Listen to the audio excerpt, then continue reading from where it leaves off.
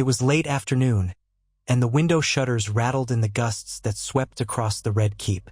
In a chamber far more austere than one would expect for the king of the Seven Kingdoms, Robert Baratheon studied a piece of parchment. His broad brow creased and mouth turned downward in a contemplative scowl. The day's heat had left the stones warm beneath his boots, yet a deep chill stole over him as he finished reading the words scrawled there in Ned Stark's steady, unflourished hand. He was alone at the table, his gauntlet fists on either side of the letter. A jug of wine sat by his elbow, untouched, a rare sight indeed. Normally, Robert drowned such days in casks of ale or red, relishing the forgetfulness of drunken revelry. But this letter denied him any comfort. A man would have to stay sharp in the face of what he had just learned. The boy he had wanted to kill more times than he cared to admit, the boy with the stark look in his eyes and the gentle ways of the North, Jon Snow, was Rhaegar Targaryen's son, and not some rumored, uncertain mongrel of the last Targaryen scion. According to Ned Stark, Jon Snow was the legitimate product of Rhaegar and Lyanna, the rightful heir to the Iron Throne that Robert himself now occupied. For years, Robert had hated the Targaryen name with every fiber of his being. That was how he had begun his reign. Bloody, relentless, single-minded in his desire to exterminate the dragons from the face of Westeros. He had sworn to root them out, to ensure none remained to threaten the throne he had claimed through conquest. It was no small irony, then, that his dearest friend in youth, Ned Stark, had shielded the last living Targaryen from Robert's wrath. That same Targaryen had grown up in Winterfell as the taciturn bastard, quiet and unwanted, and Robert had never known. In those first moments after he'd read the letter, he had felt a familiar upsurge of hatred white-hot, a blade through his gut. Even the mere mention of Rhaegar Targaryen set his teeth on edge. All his old grudges, the old fury, flared to life.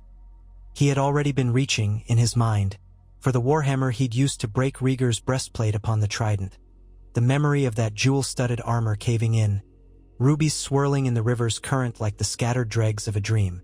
But this was not the same. Lyanna's words, quoted on the parchment, were there too, every syllable penned by Ned's hand. She had loved Rhaegar. She had wanted to protect their child. She had begged Ned on her deathbed to keep him safe from Robert's wrath. Jon Snow, or Jon Targaryen by rights perhaps, was her son, not only Rhaegar's. And if Robert had ever truly loved Lyanna, how could he kill her child? 1,000 memories pressed upon him. Lyanna as a spirited northern girl, bounding about on a horse, hair streaming behind her. So like Arya Stark years later. The talk of her betrothal to him, which had felt too perfect to be real. And then her abduction, or alleged abduction. Her death. Rhaegar had stolen her, or perhaps she had gone willingly. It no longer mattered. The war had begun for that reason alone, and the world had changed. Now the truth loomed. Maybe it had been no abduction at all, but love. And the living proof of that love had grown up with Ned Stark's cold courtesy as the only father figure he ever knew. In that moment, Robert discovered something he hadn't expected. The old fury flickered, wavered, and then was tempered by a sense of wonder. What if this was a new path for the realm, rather than an old injury to reopen? A Targaryen might only pose a danger if Robert let him. He pictured Jon Snow in his memory, a quiet, tall youth, hair dark as any Stark's, eyes watchful and solemn. He didn't laugh as the Targaryens had, with silver hair streaming about them, mad with illusions of grandeur. He was no Viserys, that was certain. And from what Robert knew, Jon had been on the wall, had taken the black, had shown loyalty and moral strength. He was a better man than many. Still, the Iron Throne was not easily shared, nor did the name Targaryen ever rest comfortably alongside Baratheon. But if there was any Targaryen that Robert might consider an ally, perhaps it was this young man he had so badly misunderstood. Perhaps there was something Ned had seen, a certain humility and earnestness, a good heart that was not drunk on claims of destiny. The letter outlined Ned's belief that the realm needed healing, especially now that winter threatened and troubles stirred in the north. The White Walkers, Ned mentioned them, unbelievably. The wildlings, the new threat beyond the wall. If any Targaryen was to stand with Robert in defense of the realm, it would be Jon Snow. Robert exhaled heavily, the shutters still clattering. In that moment, he made a choice that would echo across generations. He would not kill Jon Snow. He would not have his men hunt him as they had tried to hunt down Viserys and Daenerys. Perhaps in forging an alliance with the boy, he might honor Lyanna's memory in a way he had never done. He might unite the kingdom rather than tear it further apart. He might even find some measure of atonement for the Targaryen blood he had spilled, some of it necessary in war, some of it not. At the very least, Ned deserved his ear, and the boy, no, the man now, deserved a chance. So when word came from the north that Jon Snow had returned from the Wall to parley with the lords of Winterfell, Robert sent a raven in secret. He summoned Ned, and he summoned the boy. A quiet audience in the Red Keep with only the king's hand, the king's closest guard, and the king's unspoken regrets. He would see the truth in the lad's face for himself. They arrived under cover of night, cloaked in hoods to avoid the prying eyes of the court. If Cersei Lannister or Littlefinger or Varys suspected what was afoot, Robert knew they would use the knowledge to their own ends or at least spread it. For now, the king wanted secrecy, and secrecy was best served by hush and darkness. Jon's appearance unsettled him. If Robert was honest, he had expected more Targaryen in his face, perhaps the silver-blonde hair, the amethyst eyes. But the youth standing beside Ned Stark in the flickering candlelight carried himself with the discipline of a sworn brother, the stance of a warrior prepared to die if necessary. Though the boy's eyes were dark, they did shine with a certain intensity. He had Rhaegar's height, at least, that tall, lean frame. He had the regal tilt of the head too, unspoken but there nonetheless. Yet it was all tempered by the north. He was no silver dragon, no shimmering specter from the old dynasty. He was a quiet shadow of it, shaped by winter. Robert stood near the small table where the flicker of torches cast long shadows. Ned was tense, wearing the expression that told Robert this might not go smoothly. Only when Robert met Jon's eyes did it truly sink in. This was Lyanna's son. Not just Rhaegar's, but Lyanna's, and there was a piece of her living on in that quiet, watchful gaze. "I have read what your father, your uncle, Lord Stark wrote," Robert said gruffly. "He claims you are the child of Rhaegar Targaryen and my betrothed, Lyanna Stark." He paused, forcing down the old bitterness. "I don't suppose you can prove it." Jon drew in a breath. "My lord, your grace, everything I know I have learned from Lord Stark. I don't have proof in the form of documents or fancy lineage charts. All I have is what Ned told me and the memory of how he raised me. The man I called father was as honorable as the day is long, and he never would have told me a lie of such magnitude. It is not in him." Robert exhaled through his nose, a sound somewhere between a scoff and a sigh. "Ned Stark is indeed an honorable man, a man I've counted as friend and brother. But this changes things. If you truly are a Targaryen, the realm might rally behind you, or it might call for your head. The question is, what do I do with you, boy?" Jon's face was resolute. "If my presence would bring discord, I will go back to the Wall. I took the black. My oath is sworn to defend the realms of men. I don't want the throne, your grace." "That is no oath to cast aside lightly," Ned spoke up, his voice soft and measured. "But we must be mindful of the realm. Winter is coming, and with it threats beyond our imagining." Robert looked at them both in turn, a swirl of conflicting emotions. "If you'd asked me a year ago, I would have said a Targaryen bastard, legitimate or otherwise, should be put to the sword before he can sow chaos. But I'm weary of chaos, Ned. I've had enough wars. I've had enough rebellions. And if there's a chance this boy truly means no harm and might help unify the 7 kingdoms, then, by the gods, perhaps it's time to consider it." Jon swallowed. "You believe me, then, that I have no claim or desire to unseat you?" Robert gave a short laugh, devoid of humor. "Desire? Perhaps not. Claim? That's a different matter. By rights, if your parents were wed, you'd have the strongest claim in Westeros. But let us say for the moment that we see no reason to tear the realm in two over that. Instead, we do something I never thought I'd do. We bring the Targaryen line into the fold. We make it so that no man can say we are at odds. And in doing so, we quell any future talk of rebellion or rightful heirs returning from the shadows." He paused, glancing at Ned. "We will have to navigate carefully. Cersei must be handled with caution. The Lannisters, they will see threats in every corner if this gets out. But perhaps there's a path. Show the realm that House Baratheon and House Targaryen stand as one, in public, in the light of day." Ned's voice was measured. "And how would you accomplish that, your grace? A marriage, a fostering of ties, something that unites our lines in a single heir. I have living children, officially at least." Robert scowled briefly, remembering the dark rumors about Joffrey's parentage. Perhaps it was time to set that particular matter aside or, ironically, use it as a chance for a fresh start. If you and the rest of the North are amenable, we might formalize an alliance that no one can question. Jon paled at the suggestion. A marriage? Robert nodded. Aye, boy. I cannot pretend the thought is pleasant for you, but if you are indeed Rhaegar's son, half the realm will call you rightful king. The other half might say you're a traitor for existing. If I can bind your cause to mine, we might quell the trouble before it begins. He cast a glance at Ned. And if we can announce it in a way that honors your mother's memory, that might bring the North fully into the fold. Ned was silent for a moment. The candlelight danced across his grave features. I have always been loyal to you, Robert, but on this matter I urge caution. The boy is still a man of the Night's Watch. Jon nodded. I have sworn an oath. Cannot be put aside. The watch is my life. Robert hesitated, tapping thick fingers on the tabletop. I've spoken to the Lord Commander. The realm must come first. If the White Walkers and the threat beyond the wall are real, the watch needs allies, royal allies. They need men and supplies. And perhaps there is a way for you to serve the realm more effectively down here. The wall might benefit more if the king's coffers are open to them. Jon's jaw worked as if he were torn between duty and an unexpected call. In the end, he looked to Ned. Is this wise?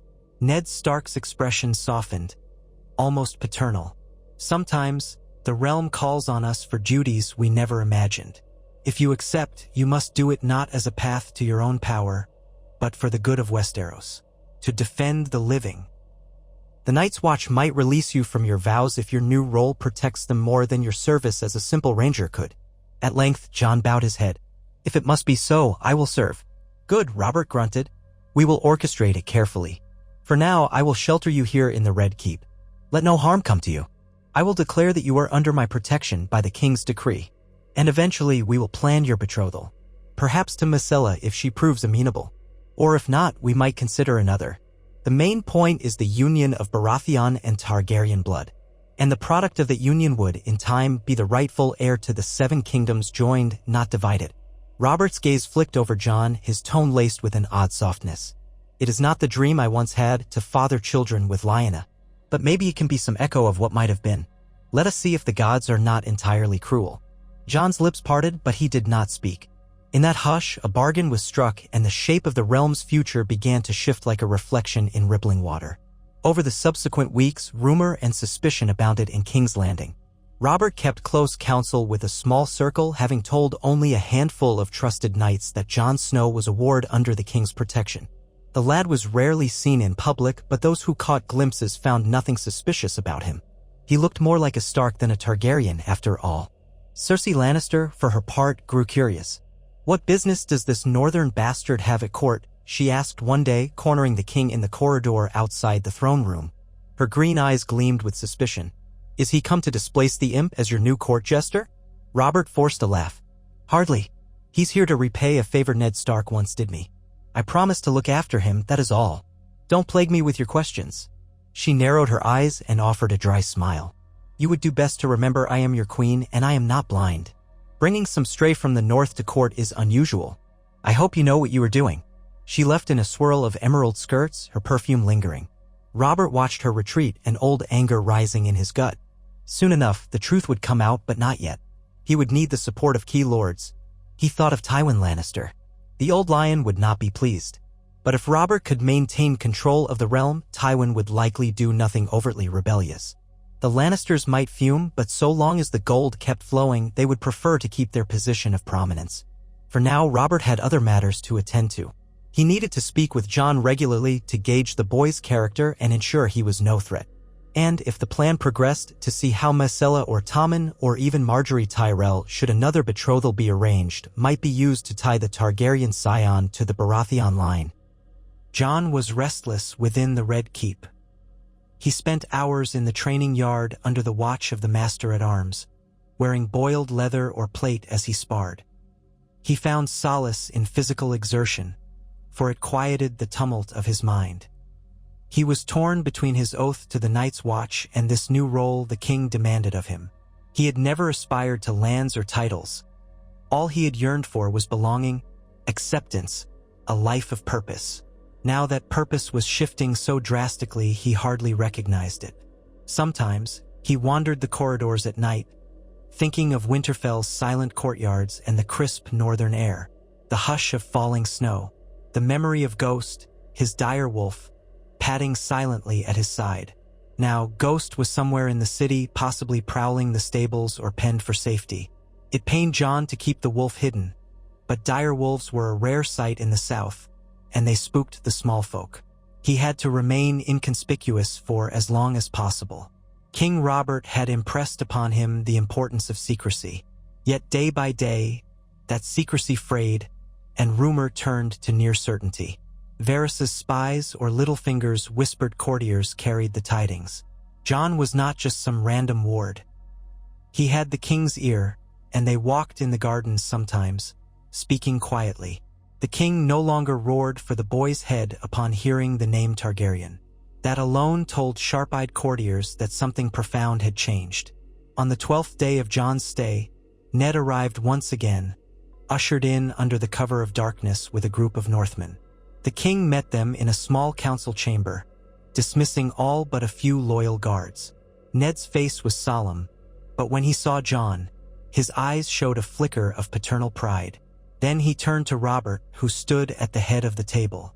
"Your Grace, I have spoken with the lords of the north, as well as those in the Riverlands who still remember the Targaryen days. Many would not mind a new peace if it means stability. Some might call for the boy to be recognized as rightful king in place of you." Ned hesitated as Robert stiffened. "But I have made it clear that Jon wants no war. There is a desire for reconciliation. If you can ensure that you will protect the North, see to the White Walkers, and treat with the Watch honorably, they will not rebel." Robert grunted. "Good. Perhaps we can have a measure of peace. The question is, how do we secure it?" His gaze flicked to Jon. "I've sent out quiet inquiries to various houses. Myrcella is still young, but old enough to be betrothed. Tommen is likewise young, but a good lad if I'm any judge, though that might not help us here. I've also considered forging a stronger alliance with the Tyrells. They have Marjorie, who's older and rumored to have a kind heart, someone who might suit Jon better. The question is, which is the more politically advantageous match?" Jon felt a swirl of discomfort. He had grown up with the notion of marriage as something distant, overshadowed by his bastard status. Then he joined the Night's Watch, relinquishing the idea entirely. Now it was thrust upon him. He had no illusions. Marriage was a political tool in Westeros, a method to ensure alliances and quell disputes. Love rarely entered the equation. Lyanna Stark and Rhaegar Targaryen might have been an exception, but that had led to war. Perhaps better to be pragmatic, to accept that the realm needed unity more than personal happiness. Ned studied Jon's face. "What say you, son?" "Son," Jon thought, the word resonating with new significance. "I will do as duty demands. If it's Myrcella, so be it. If it's Marjorie or another lady of rank, I will follow the king's counsel." Robert nodded. "Good. For now, I lean toward the Tyrells. I do not entirely trust the Lannisters to keep the peace if their daughter is wed to a Targaryen. Tywin might see it as a means to manipulations or to controlling the boy. The Tyrells, on the other hand, have wealth, food, a robust hold on the Reach. If I bind the Targaryen line to the Tyrells, we might keep the realm fed in winter, and they might be less inclined to conspire. Mace Tyrell can be a braggart, but he wants his line in the highest seat of influence. A Targaryen Baratheon union with the Tyrell girl might be more stable." Ned nodded solemnly. "As you will." So it was decided. Ravens were sent to Highgarden, letters sealed with the royal seal. Within days, Mace Tyrell had responded in eager acceptance. The Tyrells would gladly host a betrothal feast or come to King's Landing, whichever was the king's pleasure. For the sake of secrecy and to maintain some semblance of control, Robert insisted that Marjorie and her closest kin come quietly to the capital for negotiations. The official story was that the Tyrells had come to celebrate a new arrangement of trade and shipping routes. That was how Marjorie Tyrell found herself traveling along the Rose Road with her brother Loras and a modest retinue, making for the capital to meet a man rumored to be King Robert's ward, newly elevated, a figure of strange rumor and speculation. Jon Stew. D in the Red Keep's courtyard, adjusting his doublet. He had never worn such finery before. The black he preferred from the Night's Watch was absent. Instead, He was dressed in a subdued velvet of deep blue with silver accents. Robert had wanted him to wear something reminiscent of House Baratheon, but Jon had balked at wearing the golden stag. Instead, he carried a simple cloak pinned by a silver direwolf, a nod to the only house he had ever truly known. It was a compromise Robert had allowed, albeit grudgingly. When the Tyrell party arrived, they were escorted in by gold cloaks. Margaery was the first to dismount, slender and poised, her dark hair twisted in an intricate arrangement. She scanned the courtyard, a curious smile on her lips. At her side was Ser Loras Tyrell, the Knight of Flowers, famed for his beauty and martial prowess. He wore his armor flamboyantly, a green and gold filigree. Behind them were a handful of guards, banners bearing the golden rose flapping in the late summer breeze. Jon inclined his head in greeting, trying not to let nerves seize him.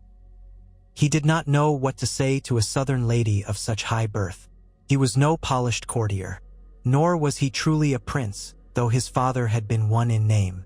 Before Jon could speak, Robert's booming voice carried from a few steps behind him.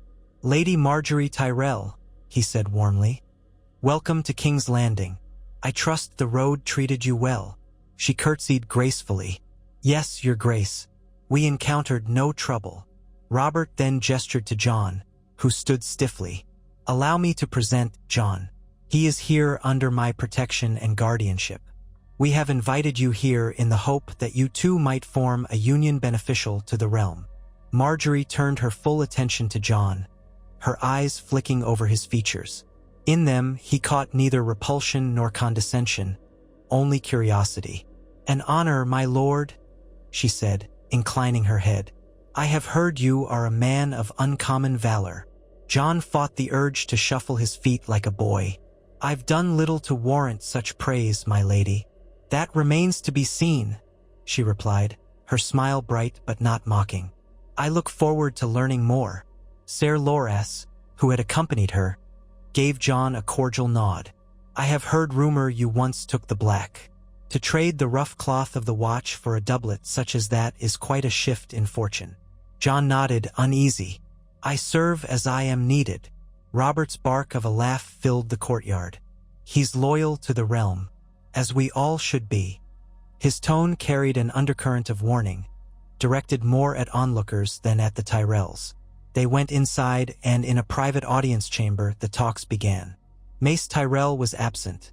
Apparently he had remained in Highgarden, trusting his children to handle the arrangement. That left Margaery and Loras to negotiate with the king, aided by the Redwine twins who had accompanied them. Jon mostly stood silently, listening to Robert extol the virtues of forging unity in turbulent times. He spoke of the uncertain threat to the north, the cracks in the realm's stability that needed mending. And then he gave a carefully tailored version of Jon's background, claiming that Jon was a special ward with certain connections. If the Tyrells read between the lines, they might guess the truth. Jon was not just any ward, his heritage was Targaryen. But Robert stopped short of proclaiming him as Rhaegar's son. He wanted the official unveiling to happen at a grand moment when the realm was ready. Margaery, for her part, seemed content to listen and watch. She asked Jon a few questions about the north, about the wall, about his preferences. Jon could only answer politely with as few words as possible. He was no orator, no sly manipulator. But something about Margaery's gentle courtesy put him a little at ease. She reminded him of a warmer version of Sansa without the flighty girlishness. Her eyes, brown as autumn leaves, conveyed a steady intelligence. She listened more than she spoke. Eventually, Robert's terms were clear. Margaery would be betrothed to Jon under the king's auspices, with the understanding that once they were wed, Jon would assume certain roles and titles that would be announced at the wedding feast. In exchange, House Tyrell would gain a seat of great influence in the future of the realm. The king's friendship would be assured, and the Tyrells would gain a piece of the crown's authority. It was a good bargain, especially if rumors of Jon's heritage ever saw the light of day, for that would place the Tyrells at the side of a Targaryen with a stronger claim than Robert's own. That possibility no doubt sparked all manner of excited speculation in Margaery's mind. By the day's end, a betrothal was sealed with handshakes and polite kisses. A small feast was held that evening with good wine and fresh fruits, though it was overshadowed by the hush of secrecy. Jon looked across the table at Marjorie Tyrell and wondered if she found the situation as bizarre as he did. She was composed, swirling her wine with a thoughtful tilt of her head, exchanging pleasant remarks with him about the weather and the relative mildness of the King's Landing summer. He realized that, in her own way, she was likely as trapped as he was, used by her family to secure greater power. Yet there was no malice in her. If anything, a flicker of compassion crept into her eyes every time their gazes met. The court found out soon enough. Robert announced that Jon Snow, now addressed simply as Jon, with no mention of his bastard name, was to be betrothed to Marjorie Tyrell under the blessing of the crown. Gossip roiled like a swirling tempest. Some found it scandalous that a bastard of the North would be matched with a highborn lady from the Reach. Others surmised that Jon was not a bastard at all.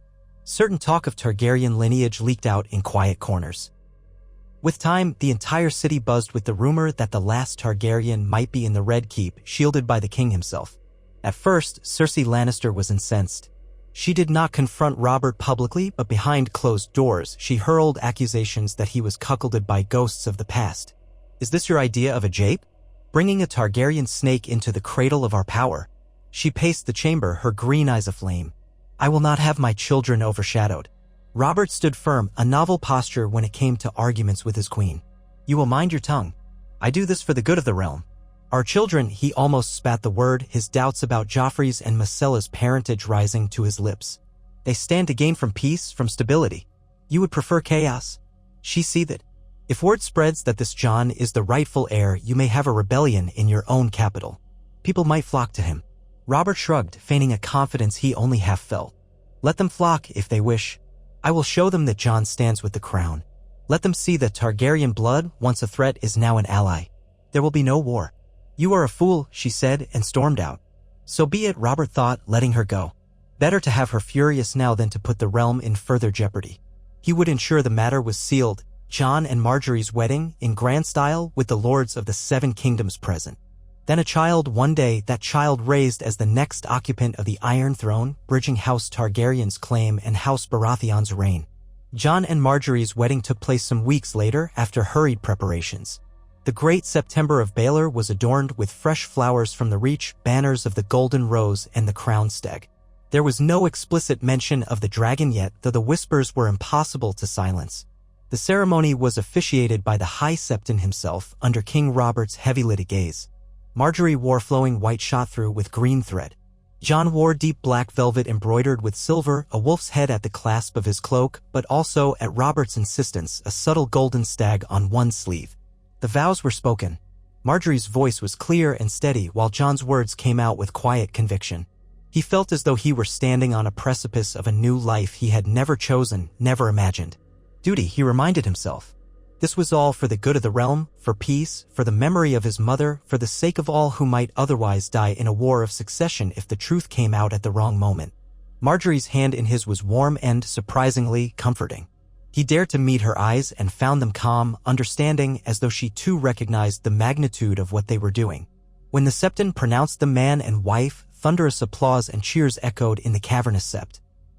Jon caught a glimpse of Sansa Stark smiling tearfully in the crowd, while Arya squirmed in her seat, bored by the pomp.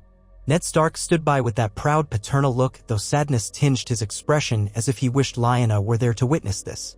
Robert wore a grin that looked more triumphant than fatherly, raising a wine goblet to the sky. Then came the feast, lavish beyond belief, with whole boars roasted, fruit pies, lemon cakes, flagons of wine. Musicians played lively tunes and jugglers performed. The lords of the realm mingled under the arches of the throne room, with huge braziers casting flickering firelight over the dais where the wedding couple sat side by side. Marjorie made polite small talk with lords and ladies who came to congratulate them. Jon thanked each well-wisher, still uneasy in such a grand setting. He was used to the simpler feasts of Winterfell or the austere meals at Castle Black.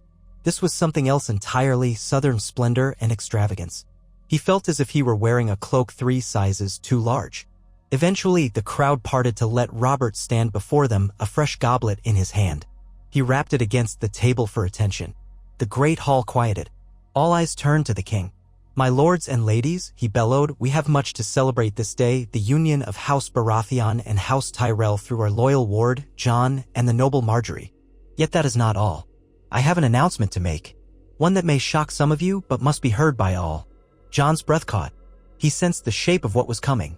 Marjorie's hand found his under the table and she gave it the slightest squeeze. "This boy, Jon," Robert said, his voice carrying easily in the silent hall, "is not merely a ward nor simply a man of the Night's Watch. He carries within him a legacy that stretches back to the days of Dragon's Eye Targaryen blood. For he is the son of Prince Rhaegar Targaryen and my betrothed of old, Lyanna Stark." A collective gasp rippled through the crowd. Some cried out in shock. Others exchanged alarmed murmurs. Robert held up a hand. "Yes, you heard me. The truth was hidden to protect him from those who might wish him harm. But I tell you all now, Jon is recognized by me, Robert Baratheon, as rightful kin to the crown. He has no designs on the Iron Throne, for he stands with me, having taken Marjorie Tyrell as his wife under the blessings of the faith. Let no man question his loyalty or the loyalty of House Targaryen. For it is joined now with House Baratheon and with House Tyrell in the spirit of peace." An uproar filled the hall, men shouting questions or exclamations. Jon felt his cheeks flushing with heat, every bit of him wishing he could vanish into the shadows. He forced himself to remain upright, to keep his composure. This was the moment that could plunge the realm into chaos or see it united. His heritage, once a secret that might have gotten him killed, was now proclaimed for every ear to hear. Slowly, the hush returned as Robert's Kingsguard pounded their spears on the floor, demanding silence. Robert addressed the crowd again. "I know many of you fought in the rebellion that brought me to the throne. You remember the crimes of the Mad King, the tragedies we endured. But I tell you this, we will not inherit madness from the ashes of House Targaryen. We will build anew. We shall face the threats to our kingdom together, and no man, high or low, shall doubt that we are unified. If any lord or lady has questions, let them speak to me. For now, let us drink. To Jon of House Targaryen, my ally and my friend, and to his bride, Marjorie Tyrell." A reluctant cheer rose, scattered at first, then stronger as more and more guests realized that challenging the king here and now would be unwise. Cups were raised, wine splashed, horns sounded. And so, with that public declaration, the realm beheld a new Targaryen, one who, if Robert's words carried the day, would not march in with foreign armies but would stand at the king's side as a partner in forging peace. Jon tried to process the looks he received. Some were awed, some were curious, some downright hostile.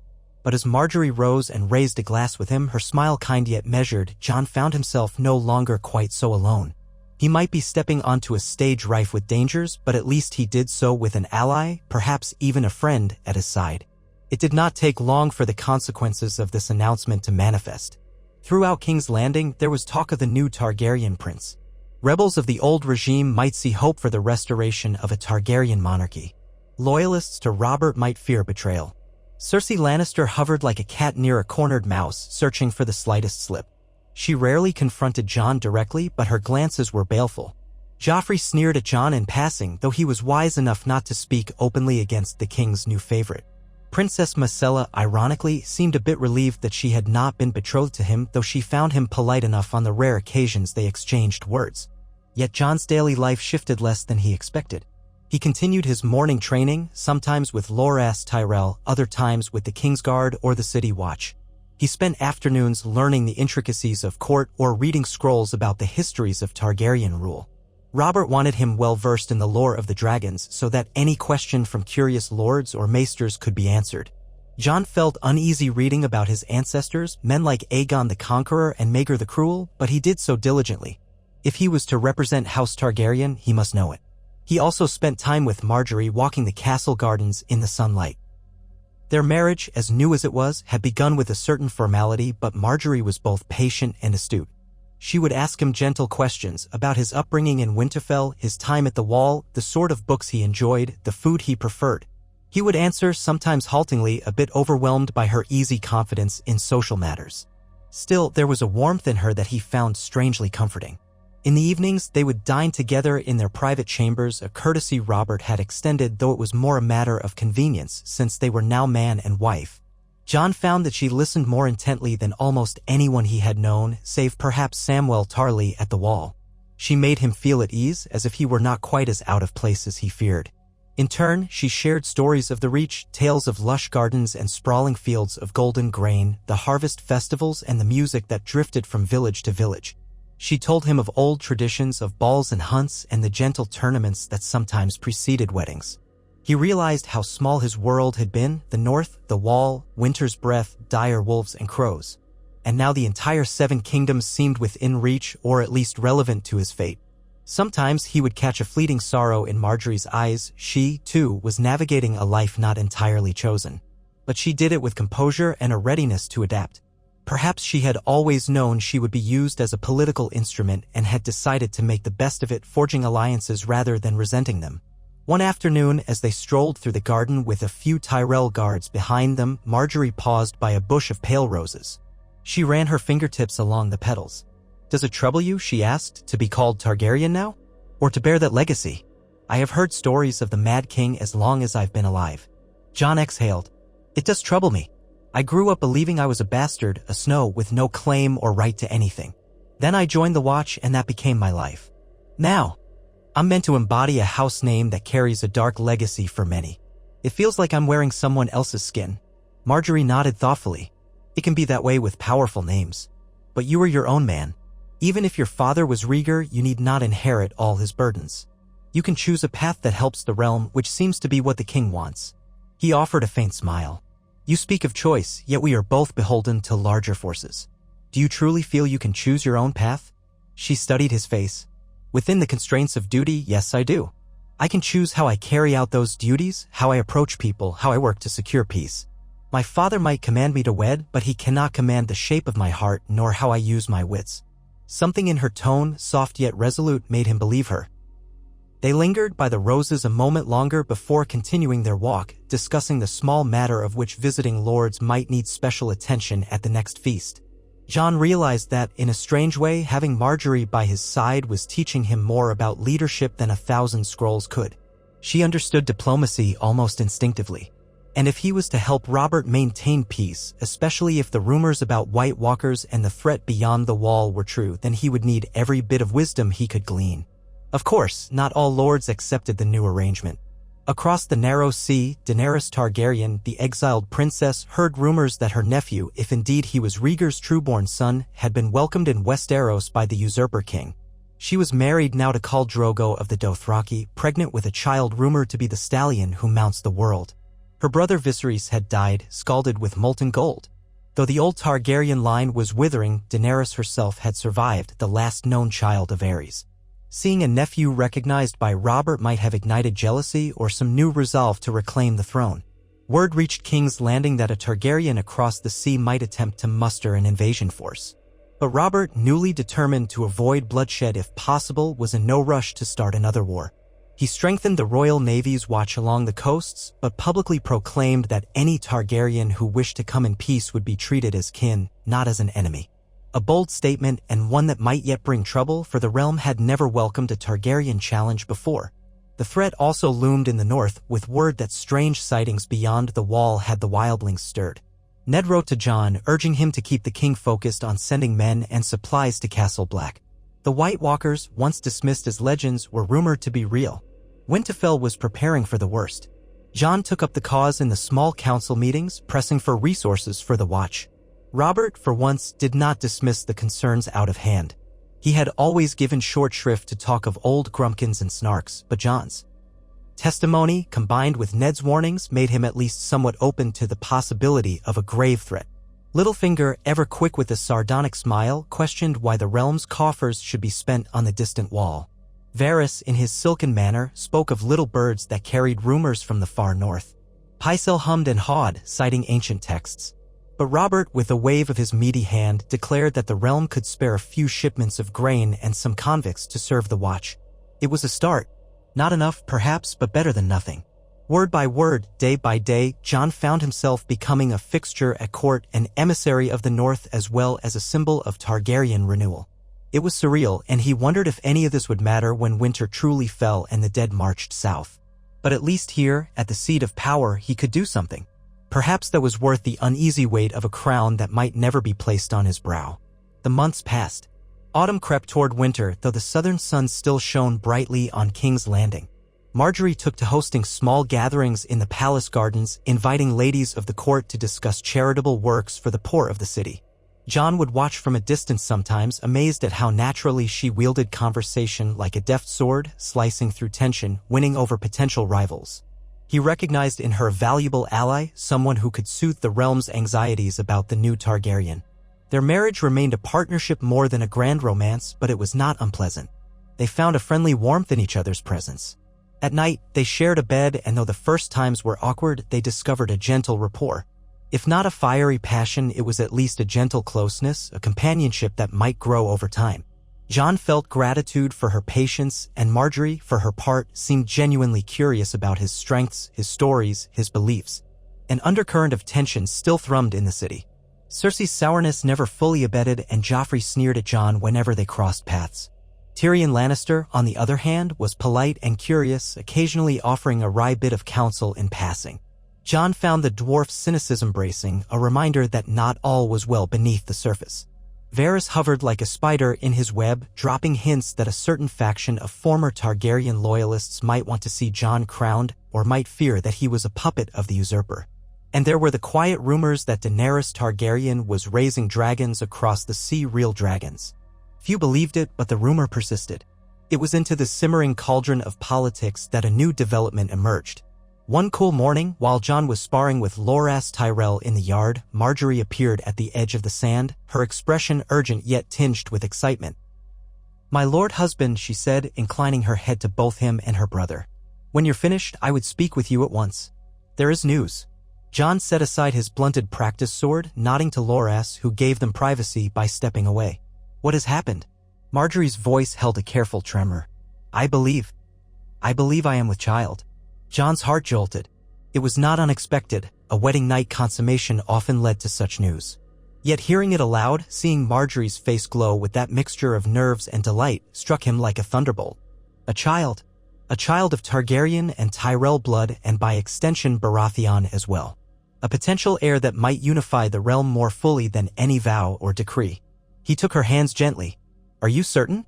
"As certain as I can be. I have not bled for 2 moons, and the midwives say I show the signs. I wanted to tell you first, in private." A swirl of emotions rose in him, wonder, fear, a sense of responsibility so huge it threatened to crush him. "Then we must tell the king, your father, everyone. This is what they wanted, is it not? The living bond between the houses." She exhaled, relief and worry mingling in her eyes. "Yes, and the realm will celebrate. Though there may be those who see this as a threat, not a blessing. Then we will stand together," Jon said, his voice steadier than he felt. "We will protect this child and each other." She leaned forward, resting her brow against his, a rare intimacy in the midst of the courtyard. "We will. Together." Within the hour, the news spread like wildfire. Robert's thunderous laughter echoed through the hall as he lifted Margaery in a surprisingly graceful embrace, proclaiming his joy to all. He clapped Jon on the shoulder so hard it nearly knocked him over. Ned Stark, quietly informed via Raven, wrote back with his heartfelt blessings. The Tyrells in Highgarden erupted in celebration, sending wagons of flowers, sweets, and new lane silks. Even the city's small folk heard the rumor with a mix of excitement and unease. A Targaryen child, recognized by the king? The realm was changing, and perhaps it was not all for the worse. Yet in the shadows, not all hearts were joyous. Cersei simmered, her ambition for her own children overshadowed by this unborn babe who might one day be proclaimed the rightful heir to the Iron Throne.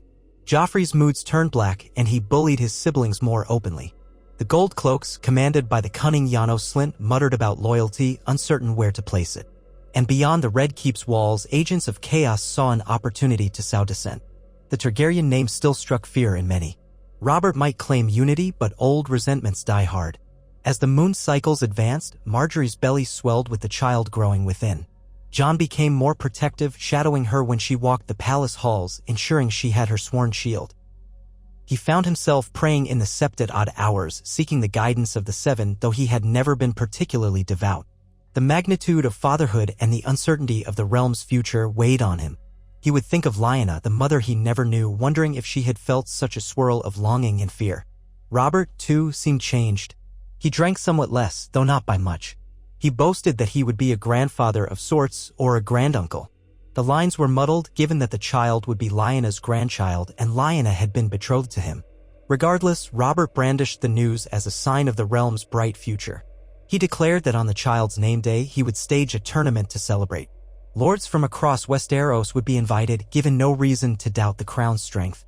All the while, Jon could not shake the sense that a storm was brewing, that all this merriment might come to a violent head. The child was born on a windy night in early winter. Rain lashed the shutters of Marjorie's birthing chamber, and the wind howled through the turrets of the Red Keep. Jon paced outside the door, flanked by a midwife and a silent septa.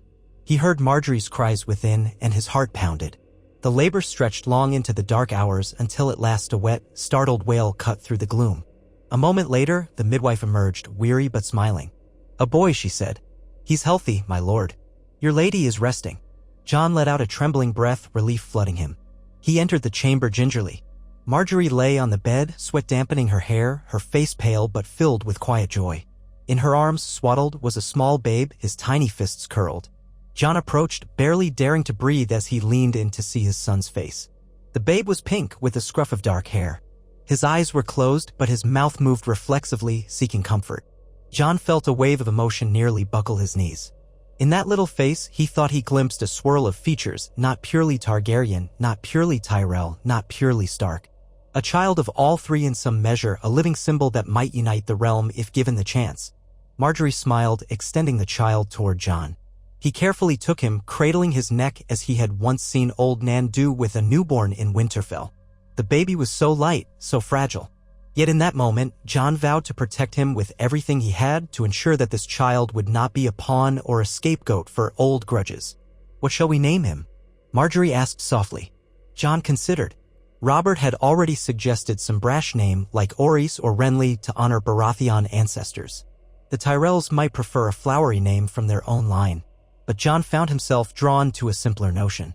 Rhaegar was my father's name, and though it may be a name that stirs wariness, it also had meaning. But perhaps a new name for a new beginning, Aemon, perhaps? After the Targaryen maester at Castle Black, he was a wise and gentle man. That name might honor the past but also signal a fresh start. Marjorie gazed at their child, then nodded. Aemon, then. So Aemon Targaryen was named Aemon of the houses Targaryen, Tyrell, and perhaps Baratheon if the realm so recognized. Jon did not imagine that Robert would be offended by the name. He had never cared for Targaryen traditions. But Jon hoped the king would accept it. The significance felt right. He soon discovered that Robert had indeed hoped for a Baratheon name, but the king swallowed his initial disappointment when he saw the babe and heard the quiet, determined explanation from Jon and Marjorie. In the end, he consented. "Aemon, is it? Well, you are forging your own path, lad, so I suppose that fits," he said, touching the child's soft cheek with an uncharacteristically gentle hand. "A new Targaryen to shape the realm. Gods help us all." The child's existence proved a turning point.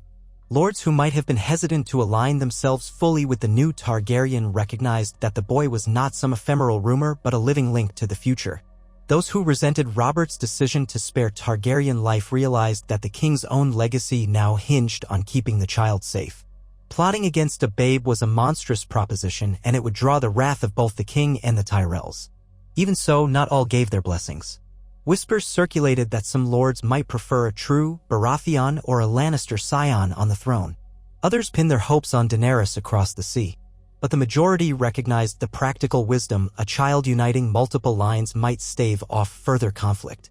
The days turned shorter, and winter's breath stirred the corners of the realm. Word reached King's Landing of an increased watch along the wall, of wildling raids that had grown more desperate. The threat of the White Walkers hung like a distant thundercloud. Yet for a time, the politics of the capital pivoted on the new Targaryen child. Robert, in a rare moment of paternal mirth, had the babe placed on his knee during a small feast. "Look at the realm you'll inherit," he boomed, though the boy was too young to do more than blink in confusion. "You'll make a finer king than I ever was, or I'll know the reason why." Jon stood at his side, uneasy but determined to do his duty. Marjorie, radiant with motherhood, stood behind him with a proud yet guarded expression. She seemed to sense the tenuous nature of this unity. The more power people believed the Targaryens had, the more potential there was for jealousy and rebellion. Ned Stark, visiting for the feast, caught Jon's eye and gave him the slightest nod, an unspoken acknowledgement of how far they had come since that secret meeting in the Red Keep.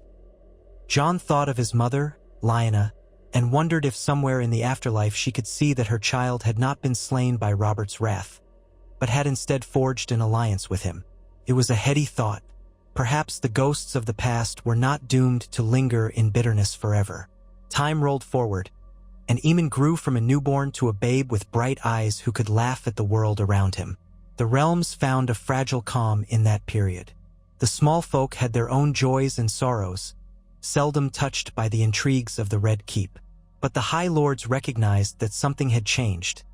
A Targaryen line, revived and legitimized by the king himself. In that hush of relative peace, Jon and Margaery found a rhythm to their life. She taught him about the southern courts, about maneuvering through banquets without offending half the guests. He taught her about the north, about the ways of the wall, even inviting her to practice archery with him in a discreet courtyard. They might never be the passionate lovers that songs extolled, but they were friends, united by shared duty and by the child who reached for them both. And always, behind the gentle hush of daily routine, Jon sensed the looming darkness beyond the wall. He would have nightmares sometimes, of blue-eyed creatures in the snow, of an army of the dead marching south. In the dream, he would stand with his sword drawn, the babe cradled in his other arm, and the world would swirl with ice and fear. He would wake in a sweat, Margaery stirring beside him, asking if he was well. He would reassure her with a forced smile, yet the dread lingered. He knew the day might come when King Robert would have to acknowledge that threat openly, when the realm would have to unite not just for political advantage but for sheer survival. And when that day came, perhaps the new Targaryen Baratheon heir would stand as a rallying point, proof that old rifts could be mended in the face of extinction. If men could accept a Targaryen living under Robert's blessing, might they also unite to face an inhuman foe? Jon did not know, but he did know that the child he held, the marriage he had formed, and the alliance he represented might be Westeros's best chance at forging a unity strong enough to face what lay ahead. And so each day, he rose, tended his sword, offered a smile to his wife, cradled his son, and attended the king's council, doing everything he could to strengthen the fragile bonds that held the realm together. For the moment, Robert Baratheon did indeed trust him, and the trusting was mutual. A Targaryen and a Baratheon had joined, for the first time in living memory, to foster an heir not just for Iron Throne politics but for the survival of the Seven Kingdoms. It was a precarious peace, and the slightest misstep could undo all they had accomplished. But as the wind howled beyond the castle walls and winter crept closer, Jon dared to hope that this new bond, rooted in past sorrows but nurtured by present resolve, might hold. Because if it did, they stood a better chance against the unstoppable darkness that lurked beyond the wall and the uncertain storms that churned across the sea, carrying the distant cries of dragons. He thought often of the words he had once lived by, "I am the sword in the darkness. I am the watcher on the walls." Now in some manner he was a watcher still, watching over a realm that was bound to him by birth and by oath. A new era could be forged if men chose unity over hatred. And for the sake of his mother, for the sake of the child in his arms, Jon intended to see that era dawn. Even if it meant wearing a crown he had never desired, even if it meant walking a path that set him at odds with half the lords of Westeros. He would walk it, side by side with the king he had once feared, the wife he had only just come to know, and the child in whose small, beating heart lay the fragile hope for peace. The night after Prince Aemon Targaryen's birth was surprisingly calm for King's Landing. Beyond the Red Keep's walls, the city still bustled with the usual clamor, dockworkers shouting at the wharves, tavern drunks singing bawdy songs in winding alleys, and bakers rising early to stoke their ovens for the pre-dawn crowds. Yet within the keep itself, a hush pervaded the corridors near Margaery's chamber, broken only by the soft steps of guards and servants and the occasional whimper or gurgle from the newborn prince. Jon lingered close, torn between wonderment and trepidation, amazed that the realm had accepted the news with surprisingly little open outcry. In truth, the acceptance was grudging in some corners. The Lannisters and their close allies murmured behind closed doors, calling Prince Aemon a potential usurper of Baratheon or Lannister lineage. Certain older lords who had fought in Robert's rebellion clung to memories of the Mad King's atrocities. Yet enough time had passed that the hatred of Targaryen rule was no longer so fresh, and King Robert had hammered home the idea that this child was not born of the madness that once gripped House Targaryen. He was the product of a careful union between the crown's chosen ally Jon, recognized as Rhaegar Targaryen's son, and a highborn lady from the Reach. Those who might otherwise object realized they would be opposing not only the king but also House Tyrell, second in wealth only to House Lannister, and a keeper of the breadbasket that fed half the realm. And so, outwardly, the city's mood was one of reluctant acceptance, even curiosity. In the nursery chamber, Marjorie dozed fitfully while a nursemaid cradled the swaddled infant, humming a soft lullaby. Jon stood by the window, gazing out at the moonlit yard below. The child's presence filled him with a sense of purpose he had never expected to feel. Once, back at Castle Black, Jon had believed his life was to be spent in service on the wall, with no children, no family of his own. Now, in the hush of the night, he felt an entirely new weight resting on his shoulders. This child might be at the heart of the realm's future, for good or ill, and Jon found himself fiercely determined to protect him. He thought of the vow he had once sworn, "Night gathers, and now my watch begins." He had recited it at the Weirwood Grove in the snow, pledging his life to the Night's Watch. That vow had been set aside at Robert's order for the good of the realm. Jon still felt the oaths pulling at him, especially at night, when he dreamed of the icy wastes and the threat that loomed beyond. Part of him worried that he had forsaken a sacred duty, but another part argued that this new role was no less critical. If the living were to survive what might come, forging alliances and uniting the great houses might be just as vital as manning the wall. In the corridor outside, footsteps approached softly. Jon glanced up, immediately on edge. At this hour, only a select few were permitted near the royal nursery. He placed a hand on the door's latch, preparing to inquire who came so late. Then a familiar voice called quietly, "It is I, Lord Stark." Jon relaxed at once. Ned Stark appeared in the doorway, a single candle in his hand, its flame dancing in the drafty air. He inclined his head to the nursemaid, who curtsied and went back to her lullaby, then stepped closer to Jon. He looked tired. This late in the evening, he must have ridden for hours or woken from bed. Lines of care etched his face, and the silver in his beard seemed more pronounced than before. Even so, a gentle warmth lit his eyes as he glanced over at the dozing Marjorie and the child in her arms. "Congratulations again," Ned said softly. "Your mother would be proud." "I wish," he trailed off, jaw tightening. "I wish Lyanna could see you now." Jon felt the familiar ache at the mention of the mother he never knew. "I often wonder what she was like," he admitted, voice hushed to avoid disturbing the baby. "Would she have wanted me to rule, if it ever came to that?" Ned gave a small, sad smile. Lyanna had a fierce heart. She hated injustice and needless cruelty. Yet she was not blind to the realities of highborn duties. "I think she would have preferred for you to be free of such burdens. But if duty demanded it, she would have insisted on carrying that load with courage. And so she would expect no less of you." Jon felt a swirl of resolve tightening his chest. "Then I'll see it done." They exchanged a long look and understanding between them. Ned was the father figure Jon had grown up with, and though the truth of Jon's parentage had changed their relationship, there was still an unbreakable bond. Ned placed a hand on Jon's shoulder. "You are doing well, Jon, better than many men would in your position. I've no doubt you'll guide this child wisely." Jon murmured his thanks. Together they gazed upon Prince Aemon, small fists curled against Marjorie's satin nightgown. For a moment, a sense of peace lingered, as if the world had paused to honor that little life. But Ned's face turned grave. "There's another matter," he said quietly. "Bad tidings from the north. The Night's Watch has reported an increase in sightings of wights and other creatures that appear only after nightfall. Wildlings are fleeing in droves, seeking refuge south of the wall. Lord Commander Mormont has asked again for more men, more resources. If these reports are true, we may all be in grave danger." Jon drew in a sharp breath. "I've been telling the king that we must do more than send a few shipments of grain. We need to bolster the watch in earnest." "Did the letter speak of exactly how many sightings?" Ned nodded grimly. "A dozen rangers have gone missing in as many weeks, which is not a small number.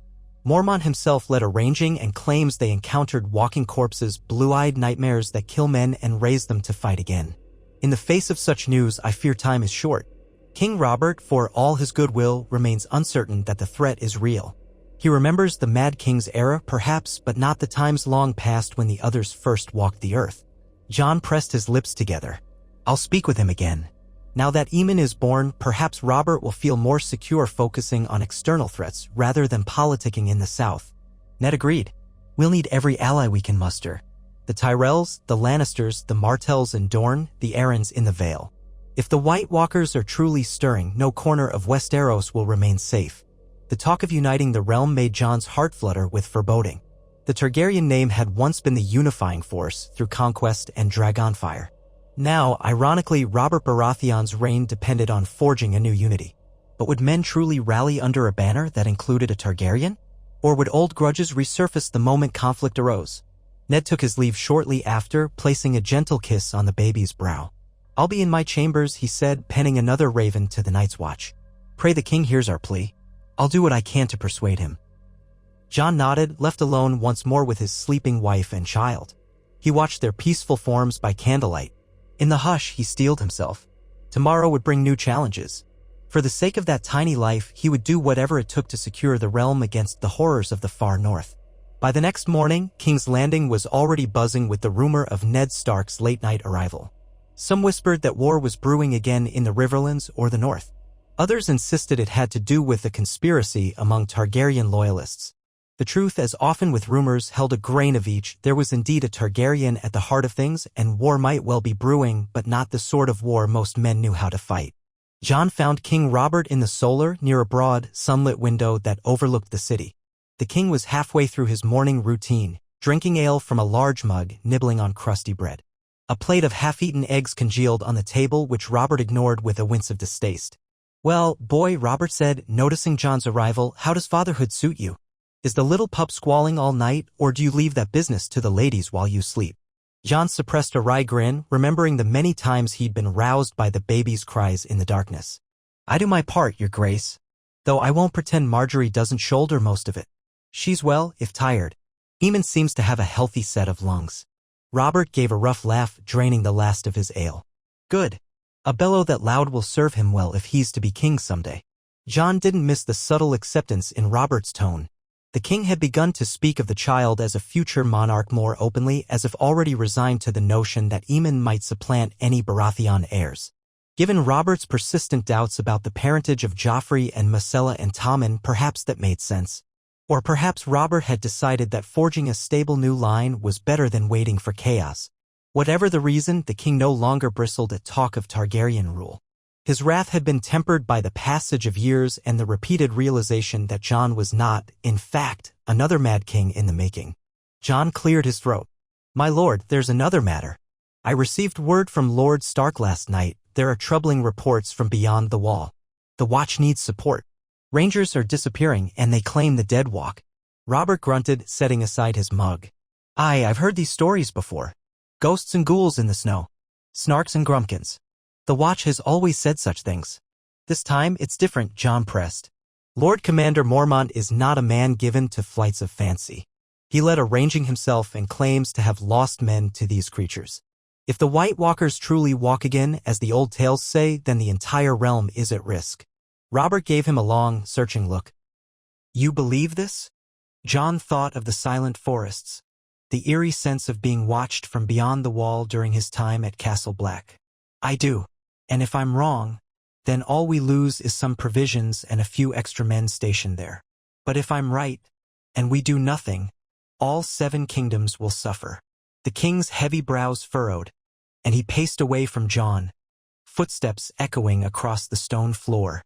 Through the window, the city spread out in a hazy sprawl. Red rooftops, winding streets, the glint of the Blackwater rush in the sun. Far beyond, the green of the countryside stretched toward the horizon. "I am no stranger to war, lad," Robert muttered. "I know real threats. The Targaryens used to be one, or so I believed for half my life. Now it seems we must worry about the dead rising in the north. I want to laugh at the madness of it all. But you and Ned Stark do not strike me as fools. And I've seen enough in my time to know that the old tales can sometimes hold truth." Jon stepped closer. "Then you'll help," Robert sighed. I'll do more than send a few wagon loads of grain this time. We'll muster some men, maybe 1,000 or 2, from the Crownlands, the Stormlands, wherever we can spare them, and place them under the command of the Watch. If these White Walkers are a real menace, perhaps our men can help hold them back. If it's all nonsense, at least the Watch will appreciate the reinforcement." Relief flooded Jon, though he kept his tone steady. "Thank you, your grace. The Watch will be grateful. And if I may suggest, we also encourage other lords to do the same. The Tyrells, the Arryns, the Tullys." Yes, yes," Robert said impatiently. "I'll call a council of the High Lords. Make them send men. The Lannisters can spare a few thousand Goldcloak recruits, no doubt. Tywin might grumble, but if I lean on him, he'll relent. I want to see if these White Walkers can be cut down like men. If so, well and good, we'll handle it. If not, he trailed off, scowling. We'll cross that bridge when we come to it. Jon exhaled, gratitude warring with worry. He knew that even 2,000 men, or 5,000, might not be enough if the others truly marched. But it was far better than the realm turning a blind eye. At least now the Watch would have fresh swords and resources. He bowed. I'll write to Lord Commander Mormont straight away. Robert waved him off. Go on then, and give my best to your lady. Tell her to bring that squalling babe to court soon. Let the realm see its future, for the sake of hope. The small folk love a new prince almost as much as they love a wedding. Jon inclined his head, already thinking about what might happen if that plan was carried out. Parading an infant Targaryen through the streets of King's Landing might be a bold show of unity, or it might inspire danger from any who still loathed Targaryens. But that was the reality of this new era. To forge peace in the face of old grudges, they had to stand in the light, unafraid. With the king's promise in hand, Jon departed, dispatching letters to the Night's Watch, to Winterfell, and even to Highgarden. His name carried weight now, like it or not, men would heed the words of a recognized Targaryen prince, especially one in King Robert's favor. If the threat beyond the wall could be slowed, perhaps that would give Westeros time to unify further, or at least brace for what was coming. A fortnight later, the first major contingent of reinforcements set out for the wall, led by Ser Alliser Thorne, who, ironically, had once resented Jon's presence at Castle Black. But Thorne had proven his worth over time, and the king had recognized he was one of the few among the Watch who had the experience to marshal new recruits. The Gold Cloaks grumbled about traveling so far north, but they had little choice under royal edict. Jon and Ned stood at the city gates as the men marched out in neat rows, armor clanking, the Gold Cloaks' tabards fluttering in the breeze. It was a sight that stirred uneasy pride in Jon. Never in living memory had the Watch been reinforced with such vigor. If nothing else, the North might have a fighting chance. Ned's expression was pensive. If only Benjen could see this, he said, speaking of his younger brother, once first ranger of the Watch, who had vanished beyond the wall. I hope he's still alive. If these men find him. Jon felt a pang, recalling the stoic but kind uncle who had first invited him to join the Watch. If anyone can survive out there, it's your brother. Perhaps we'll see him again. Ned nodded. Hope remains even in the darkest places. The columns of men disappeared around a bend, dust swirling in the mid-morning sun. The watchers at the gate soon dispersed, returning to their daily tasks. Jon lingered a moment, scanning the faces of the soldiers. Young or old, bold or fearful, they all marched to the unknown. Then he turned to Ned. Will you remain in the city long, my lord? He asked. Or return to Winterfell to prepare for the worst? Ned's gaze lingered on the departing men. I'll stay a while. I mean to speak with the king about coordinating with the lords of the Vale, the Tullis, and others. If the day comes when the Night's Watch signals an emergency, we'll need each region to understand its obligations. After that, I'll return home and do my part. The North will stand ready. Jon understood. And I'll keep pressing for more resources, more readiness. The realm has awakened to a threat, but that doesn't mean it's fully prepared. They spoke a while longer, words sober yet determined, then parted ways, Ned to the Red Keep's council chambers, Jon to find Margaery and their child. Duty called them in many directions, but they both knew winter would not wait. Every moment counted. If the White Walkers marched in earnest, politics might become secondary to sheer survival. But for now, the game persisted, and Jon had a part to play in it. That same day, Margaery Tyrell received a letter from her grandmother, Lady Olenna, known throughout the realm as the Queen of Thorns. The aged matriarch of Highgarden wasted no time on pleasantries. She demanded answers. How was this new Targaryen alliance truly perceived at court? Were the Lannisters planning any underhanded moves? Did Margaery feel secure, and how did Jon truly treat her? Margaery read the letter with a fond smile, shaking her head at her grandmother's bluntness. She penned a response with careful words, painting a picture of cautious optimism. Yes, she felt safe. King Robert was in earnest about fostering unity. Jon was respectful and warm, a dutiful husband. The city had grown accepting of the Targaryen child, or at least tolerant. Olenna's concerns about Lannister intrigue were valid, but Margaery assured her that for now, the Lannisters seemed overshadowed by Robert's authority and the new Targaryen presence. When Jon found her in their solar, she was folding the letter, candle wax sealing it with the sigil of House Tyrell. He smiled at her gently. Your grandmother still protective as ever? Margaery nodded. She expects me to rule the castle even if the castle belongs to the king. It's a fine balancing act, but she's never been short on opinions. She set the sealed letter aside. How went the farewell to the soldiers? Jon shrugged. As well as could be hoped. They marched north with little idea of the true horrors they might face. But it's done. The watch will have reinforcements. She studied him thoughtfully. You look troubled. He managed a small smile. I am. I can't shake the fear that all this won't be enough. The White Walkers haven't threatened Westeros in thousands of years, or so the histories say. We barely recall how to fight them or what they truly are. Marjorie reached out and took his hand. Yet it's a start. The realm is slow to move, but we have a foot in the right direction. And if it comes to it, you and I will do whatever we must to rally the houses. That is partly why we exist in this role, isn't it, to unify? Jon squeezed her hand in gratitude. I suppose so. If we can truly unify them. She tilted her head. The child helps. People adore a baby, they see fresh hope in young life. I've noticed the courtiers speak of Aemon with a kind of guarded warmth.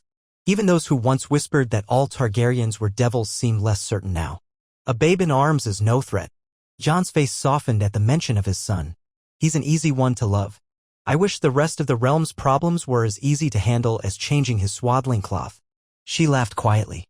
Give him a few years and we'll see if you're still saying that. The moment of levity made Jon realize how much he relied on Marjorie's steady presence. He remembered how awkwardly they had begun an arranged marriage, each uncertain of the other.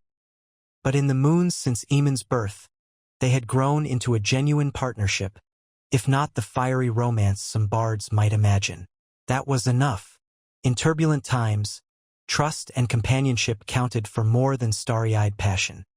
He leaned over, pressing a light kiss to her brow. Thank you, he murmured. For everything.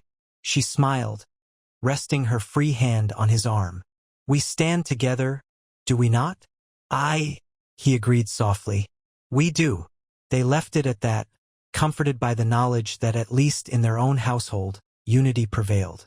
Days stretched into weeks, and the city braced for the possibility of a far harsher winter than any in living memory. Grain prices rose. Merchants from the Reach did brisk business, shipping their harvests to King's Landing's hungry masses. Marjorie, noticing how the small folk struggled with the cost of bread, organized a distribution of Tyrell-funded loaves in Flea Bottom, a gesture of charity that Jon found deeply moving. She asked him to accompany her, as a symbol that House Targaryen Tyrell stood for the good of the people. They traveled with a modest escort, distributing bread and thin stew to the poorest. The small folk, initially wary, recognized the golden rose on Marjorie's garments and the silver and gold pins signifying the Targaryen-Baratheon alliance on Jon's cloak. Whispers went up. That's him, the Dragon Prince, some said. Others muttered. He's not so fearsome. A few curious children peeked out from behind ragged skirts to catch a glimpse of the pair handing out food. When Marjorie spoke kindly to an old woman struggling with a bent back, or placed a warm loaf in the hands of a shivering child, the watchers' expressions softened. By the time they left Flea Bottom, a quiet awe had replaced suspicion. On the ride back to the Red Keep, Jon felt a rare swell of hope. He turned to Marjorie. You've done more good with that gesture than the crown has in months. The small folk will remember it. She urged her mare forward with practiced ease, side saddle in her elegant riding gown. If the common people starve, we lose the kingdom. Power is worthless without living subjects. Any good queen. She hesitated, then corrected herself. Any good lady of the court should see that. Jon gave her a sidelong glance. She had been about to say queen, and she might well be queen one day, if the realm continued down this path, if Robert's eventual passing crowned Jon and, by extension, Marjorie. For all her outward humility, she was adept at governance. The people took to her. She might be just the sort of queen that could shepherd Westeros into a gentler era, assuming the winter and its horrors did not devour them all first. You'll make a fine queen, he said quietly. She smiled, a trace of wistfulness coloring her eyes. We shall see. By the time they re-entered the city gates, the air was growing colder, a biting wind churning from the north. Winter truly was coming. Any fool could feel it in the sharper nights and earlier sunsets. Jon reminded himself that the men he had sent north would need time to fortify the wall before the worst storms hit. He hoped they had enough of that time. Of course, politics did not pause for the change of seasons. Even as the realm stiffened with winter's approach, the tension in the Red Keep sharpened. Cersei Lannister loomed as a baleful presence, her resentment of the new Targaryen alliance no secret. She still presided over certain court functions, appearing in glimmering gowns, a forced smile on her perfect face. But she rarely spoke to Jon or Marjorie, and when she did, it was with a cool politeness that felt more dangerous than open hostility. It was at a banquet for the visiting lords of the Vale that Cersei made her move, or so it seemed to Jon. They were all gathered in the throne room, which had been hastily converted into a feasting hall. Long tables arranged around the perimeter, with space in the center for dancing or music. Robert sat upon the iron throne itself, swilling wine from a golden goblet, while Lord Yon Royce of the Vale spoke of trade routes and winter stores. Marjorie had insisted on wearing a gown of fine emerald velvet, evoking the Tyrell colors, while also wearing a subtle pin that featured both a stag's head and a dragon's wing. Jon stood by her side, clad in a dark doublet with an embroidered silver wolf, for House Stark, on his shoulder. Their combined heraldry was an overt display of unity. Stark, Baratheon, Targaryen, Tyrell. Cersei, all in Lannister crimson, approached with Joffrey on her arm. The boy's pale hair was combed back, a stiff expression on his face. Behind them followed Myrcella and Tommen, who looked wary, as though expecting trouble. Cersei offered Marjorie a graceful nod. "My Lady Tyrell, I trust you're enjoying the feast," she said, the warmth in her tone as thin as a razor's edge. "The Vale lords do know how to prattle on about petty concerns, do they not?" Argery, unperturbed, returned the nod. "They're anxious about winter, Your Grace. It's only natural for them to wish reassurance from the crown." Cersei's green eyes flicked to Jon, lingering on the Targaryen pin near his collar. "I see your husband remains fond of announcing his lineage wherever he goes. Some might call that ambitious." Jon forced a neutral smile. "It's simply prudent to remind the lords of my heritage, lest old rumors fester. In an era of unity, clarity is best." Joffrey sniffed disdainfully, tapping his fingers on the pommel of the small ceremonial sword at his belt. "If you're a Targaryen, where's your silver hair, bastard?" His voice was loud enough that several nearby guests turned to stare, shocked at the brazenness. Marjorie's gaze flashed with indignation, but she remained composed. Jon's jaw tightened, though he tried to keep his tone calm. "Not all Targaryens share the same looks, Your Highness. As you can see, my coloring favors my mother's side." He might have added that Targaryens sometimes had black hair, especially those descended from mixed lineages, but he decided not to elaborate for Joffrey's benefit. "Besides, Your Grace," he added more pointedly, "it's hardly uncommon for children to favor one side of the family over the other." A mild barb, but one that Cersei recognized. Her mouth thinned, fury flickering in her eyes. She forced another tight smile. "Indeed, the gods' designs are mysterious. Perhaps your son will have a shock of silver hair to remove all doubt."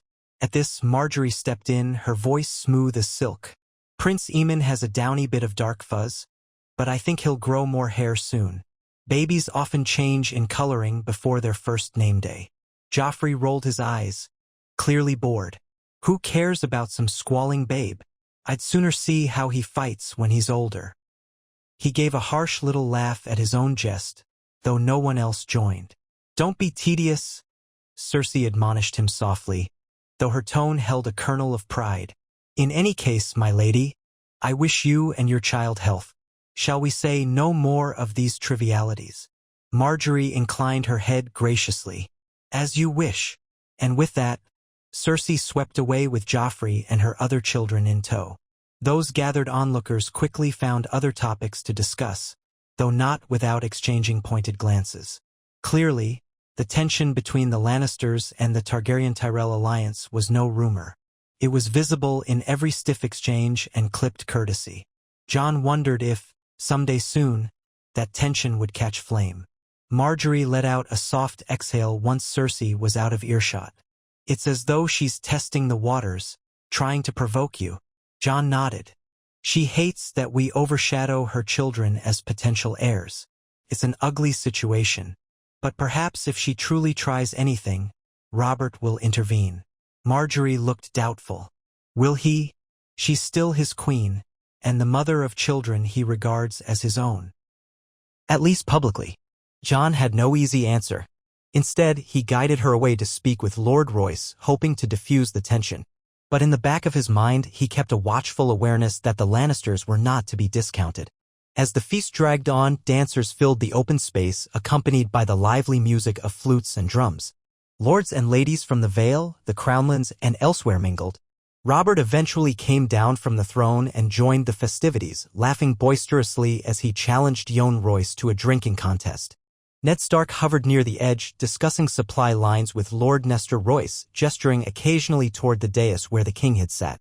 All seemed well on the surface, fine wines, rich meats, and the warm glow of torches. Yet Jon could not shake the sense that they were dancing atop a fault line, ignoring the ominous rumbles beneath. During a lull in the music, Varys, the master of whisperers, approached quietly, appearing at Jon's side as if conjured from thin air. He gave a polite bow to Marjorie, then addressed Jon in his silky voice. "My Lord Targaryen, may I call you that? Forgive me if it seems too forward. I only wish to congratulate you on the success of your new measures with the Night's Watch. Word travels fast, the Watch has new recruits and fresh supplies, courtesy of the Crown's generosity." Jon tried not to appear startled. "Yes, it was the King's decision. And we're grateful for your whispers if they help quell the unrest in the north." Varys smiled, a practiced gesture that never reached his eyes. "The realm's best interests are always at the forefront of my mind. That includes the stability provided by your presence, my lord. Still, I wonder if you've given any thought to the other Targaryens rumored to live beyond Westeros." Jon's pulse quickened. "You refer to Daenerys Targaryen? Word reached us that she's across the narrow sea, possibly leading a Dothraki horde or something of the sort." "Indeed. She is said to be wed to Khal Drogo, a powerful warlord among the Dothraki," Varys said, folding his hands in front of him. "Her brother Viserys, I hear, died some time ago, ironically at the hands of the Dothraki. But Daenerys remains, and if the tales are true, she may possess living dragons hatched from ancient eggs in some fiery ritual." Jon frowned. Dragons, walking corpses, a new winter, the world was turning into something out of the oldest myths. "We don't know if that's true," he said carefully. "Dragons are said to have been extinct for over a century." "True enough," Varys conceded. "But rumors persist. And even if it is but rumor, the Khaleesi might decide to assert her claim on the Seven Kingdoms if she learns that you, another Targaryen, occupy a place of honor here. She might see you as an ally or as a rival." Jon recalled the stories of Aegon the Conqueror's sister wives. The Targaryens had often married within the family to keep the bloodlines pure. The notion set him on edge, especially now that he had a wife and a child and no wish to wed a distant aunt. "I have no desire to challenge Daenerys," he said. "If she truly is my aunt, we share blood, but that's all." Varys's expression was unreadable. Blood can be a powerful bond or a powerful fuel for conflict. "I only mention it because I foresee a time when she might cross the sea, especially if she can muster an army. Many Targaryen loyalists remain in the free cities, longing for a restoration." Jon nodded, measuring his words. "If she comes in peace, perhaps we can talk. But my first duty is to the realm as it stands." "Of course, my lord." "Of course." Varys gave a slight bow. "I merely wish to keep you informed.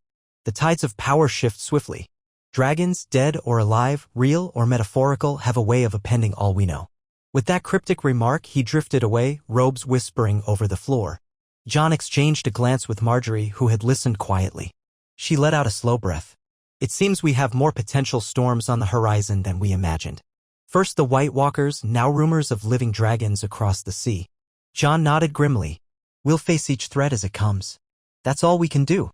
Weeks slipped by and winter dug its claws deeper into Westeros. The king's new recruits reached the Wall, fortifying Castle Black, Eastwatch by the Sea, and the Shadow Tower. Ravens returned with mixed reports. Some rangers had indeed encountered whites, losing men in the process. The White Walkers, still rarely seen, lurked in the snowbound forests. But the additional manpower helped the Watch hold the line for now. In King's Landing, tensions did not abate. Word arrived from the east that Daenerys Targaryen had birthed a son, though some rumors claimed the child had died.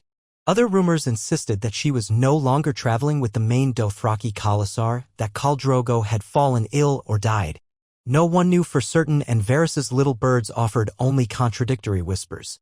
Robert, upon hearing mention of another Targaryen child, grew pensive, torn between old hatreds and new convictions. He confided in Jon once, "If Daenerys truly has dragons or a horde of Dothraki, I can't let them ravage my kingdom. Yet I've declared a truce of sorts with House Targaryen, your line. If she is your aunt or half-sister, or something of that sort, do I greet her in peace? Or do I meet her on the field of battle?" Jon could only advise caution. "Let's see if she reaches out. If she means to land in Westeros, we might parley before swords are drawn. If she comes as a conqueror, we must defend the realm." Robert growled, pacing his solar. "Aye, you're right, boy. Gods, I'm getting too old for this. War with Targaryens, I know how that ends. I remember the bodies, the flames. I've had my fill of that. But if she forces my hand..." Jon gently reminded him that the living threat beyond the wall was no less dire, and that any war with Daenerys would only weaken the realm's ability to face the White Walkers. That seemed to quell Robert's thirst for conflict, at least temporarily. Meanwhile, the baby Aemon thrived, immune to the machinations swirling around him. Margaery spent more time with him, ensuring he was introduced to the rhythms of a royal household. Servants fussed over him. Ladies-in-waiting giggled at his coos and gurgles. Once, Margaery even brought him out to a courtyard fountain during a mild winter afternoon, allowing the small folk to see him from beyond the iron gates. They cheered, tossing flowers. The sight warmed Jon's heart, reminding him of the fleeting innocence that existed in a city otherwise steeped in intrigue. Yet the illusions of calm shattered abruptly when a raven arrived from the north bearing grim tidings. Ned Stark, who had returned to Winterfell 2 moons prior, wrote in a hand so urgent it nearly tore the parchment. The White Walkers had attacked a small settlement north of the wall, slaughtering dozens. Rangers recovered bodies that moved again after death, their eyes pale with an eerie glow. The Watch had fought them with dragonglass daggers and fire, methods gleaned from old lore, and barely held them at bay. The threat was no mere rumor. Winterfell itself was preparing to host refugees from the lands closest to the wall, as the wildlings who fled south insisted that the entire army of the dead was on the march. Jon read the letter in the presence of King Robert and the small council. He felt the weight of each word press on his soul. After finishing, he looked up to find the council members aghast, except for Cersei, who wore a dubious expression, and Littlefinger, whose mouth curled in a half-smirk that betrayed skepticism. "So, the dead walk," Peter Baelish drawled, folding his hands. "This is truly happening, then? Not just some savage story meant to scare children." Ned's letter left no doubt. Jon pressed it into Robert's hands. "Lord Stark's testimony is indisputable. We need to gather more forces. The Night's Watch alone cannot stop an army of the dead." Robert looked thunderstruck, face pale beneath his beard. "Gods be good," he muttered. "If I had not fought whites myself, I'd scoff. But now that Ned confirms it, we can't ignore this." Varys's voice was soft. "A formidable threat indeed. If the White Walkers march, all our petty squabbles become meaningless. The entire realm must unite, or we face extinction." Cersei's lips twisted. "Unite under whom? A Targaryen upstart? My son Joffrey is the crown prince. Need I remind you all?" She aimed a pointed glance at Jon, who refused to rise to her bait. He addressed Robert. "We have no time for disputes of succession. The realm needs every sword, every resource. A final stand if necessary." Littlefinger observed them with a cool expression. "Yet if we muster our forces and march north, who will defend the south if foreign invaders come? We have heard talk of Dothraki. The Tyrells cannot hold the entire southern border alone." Robert glowered, torn. "I can't fight a war on 2 fronts. But the Dothraki aren't here yet, and winter is. The threat in the north is real and imminent. I say we focus there first. If Daenerys Targaryen crosses the sea, we'll deal with her then." Varys nodded in agreement. Pycelle stroked his long beard and coughed, muttering something about ancient prophecies. Jon shifted his weight from foot to foot, waiting for a directive. Robert rose, making his decision with the force of the warhammer he once wielded. "Summon the banners. All of them. Lannister, Tyrell, Martell, Tully, Arryn, Greyjoy, yes, even the Ironborn. Tell them I command they dispatch forces north to join the Night's Watch. If the White Walkers breach the wall, there will be no realm left for us to bicker over." Cersei opened her mouth to object, but he silenced her with a glare. "I'll hear no quibbling from you, woman. This is the survival of mankind we're talking about." She pressed her lips together, fury smoldering in her gaze, but said nothing. The other council members exchanged uneasy looks. An order of such scale had not been given since Robert's rebellion. It meant uprooting thousands of men from their holdings, risking that lords might exploit any sign of weakness to seize lands or titles. But Jon silently applauded the decision. If they did not stand together now, the land of the living might soon be the land of the dead. After the council ended, Robert beckoned Jon to walk with him. They left the council chamber and headed toward a stone balcony that overlooked the city. The cold wind stung their faces. Robert grunted. "I never thought I'd see another war as terrible as the one that put me on this throne," he said quietly, leaning on the balcony rail. "And now? We face something worse, a war against the dead. I'm not sure I'm the king for this, lad. I was made to smash men in open battle, not fight nightmares out of children's tales." Jon looked out at the sprawl of King's Landing, smoke rising from thousands of hearths. "Whether we're ready or not, it's coming. All we can do is rise to meet it." He hesitated. "Your Grace, I might travel north myself if it comes to that. My place might be at the wall." Robert turned to him, eyes narrowing. "And leave your wife and child here, unprotected from the Lannisters or any who might see advantage in your absence?" Jon exhaled, torn. "I can't in good conscience remain in comfort while the watch stands at the front lines. But you're right, my family needs me here. Perhaps we can arrange a strong guard for Marjorie and the child. The Tyrells can also post men to keep them safe. If it comes to a real war, they'd likely travel south to Highgarden, away from the worst of it." Robert grunted in acknowledgement. "We'll work something out. For now, we must see how the lords answer my call." And so the ravens were sent forth, bearing the king's command to every corner of the realm. Armies would gather in the north to aid the watch against the tide of undead. The plan was bold, unprecedented in living memory. Whether the lords would comply or use the turmoil to jockey for advantage was anyone's guess. In the days that followed, King's Landing brimmed with commotion. Courtiers gossiped, knights checked their gear, blacksmiths toiled day and night forging arms for the men who would march north. Marjorie, anticipating that the capital might soon be chaotic or even under threat if the war went poorly, quietly prepared to travel with baby Aemon to Highgarden. Her father, Mace Tyrell, had written to invite them home, for the child's safety, he said, though everyone knew it was also to ensure the heir to the Tyrell Targaryen line remained under Tyrell protection should the realm descend into chaos. Jon found himself torn between duty and family. He wanted to ride north with the armies, stand at Winterfell's side. Yet the notion of leaving Marjorie and the infant prince weighed heavily on his heart. The day came when they had to decide, remain in King's Landing or head south while Jon went north. They stood in their private solar, the baby cooing in his cradle, a swirl of half-packed trunks scattered about. "Highgarden is far from the wall," Jon said softly, touching the baby's cheek. "If the others break through, even the Reach might not be safe forever, but it's safer than here." Marjorie nodded. "We'll be shielded by the wide lands of the Crownlands and the Riverlands. If the unimaginable happens, we'll have more time to muster defenses. My family can protect Aemon and me." Jon's throat tightened. "I'd prefer to be at your side, but the Watch, they need me. If half the realm is ignoring the threat, my presence might convince them otherwise." She set a gentle hand on his cheek. "I know. I understand." Her voice was soft but resolute. "We knew this might happen one day. You are a Targaryen, but you were shaped by the North, by the Watch. Your first oath was to defend the realms of men, now you can fulfill it in a way no one else can." He wrapped his arms around her, drawing her close. The smell of lavender in her hair mixed with the faint tang of lemon cakes from the tray on the table. He pressed his face into the curve of her neck, wishing they had more time. "I never wanted this," he murmured, voice hushed, "but I can't turn away." She held him tighter. "I'll pray to the Seven for your safe return and for the realm's salvation." They stood there a long time, letting the reality sink in. Then, gently, Marjorie pulled away and gathered her composure. "If we depart within the week, we can ride with the Tyrell caravan south. Father is sending escorts to ensure we travel unmolested. You'll ride north with the king, I presume?" "Aye," Jon said. "Robert means to ride at the head of his bannered knights, at least part way. The man thrives on the glory of battle. He wants to be seen as the heroic king. And Ned Stark has called the banners of the North. The Vale, the Stormlands, even some of the Westerlands should gather. We'll have a formidable force, if all show up."